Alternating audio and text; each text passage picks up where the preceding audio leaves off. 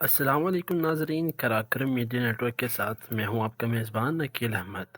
ترکی اور شام شدید زلزلے سے لرز اٹھے۔ 7.9 شدت کے زلزلے سے متعدد عمارتیں زمین بوس ہو گئیں، جس کے باعث مجموعی طور پر ہلاکتیں 500 سے تجاوز کر گئی ہیں۔ امریکی جیولوجیکل سروے کے مطابق زلزلے کی شدت 7.9 ریکارڈ کی گئی ہے۔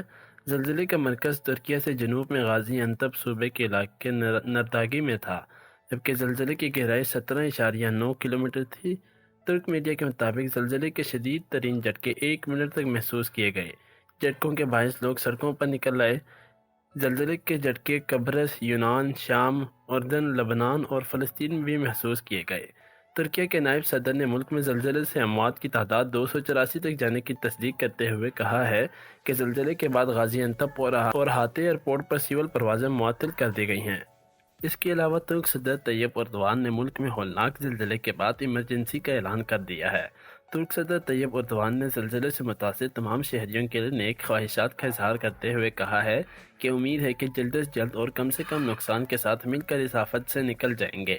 ترک میڈیا کے مطابق زلزلے کے باعث ترک صوبہ ہاتھے میں قدرتی گیس پائپ لائن میں آگ بھڑک اٹھی۔ احتیاطی تدابیر کے طور پر ہاتھے میں قدرتی گیس کی فراہمی روک دی گئی ہے۔ ترک ڈیزاسٹر مینجمنٹ ایجنسی کا کہنا ہے کہ زلزلے کے بعد سے اب تک 66 آفٹر شاکس بھی محسوس کیے گئے ہیں۔ ترک میڈیا کا کہنا ہے کہ آذربائیجان سے سرچ ریسکیو کے 370 ماہرین ترکیہ پہنچ رہے ہیں، جبکہ امریکہ نے بھی ترکیہ کو ہر ممکن مدد فراہم کرنے کی پیشکش کی ہے اور کہا ہے کہ امریکہ ترکیہ کے ہر طرح کی مدد کے لیے تیار ہے۔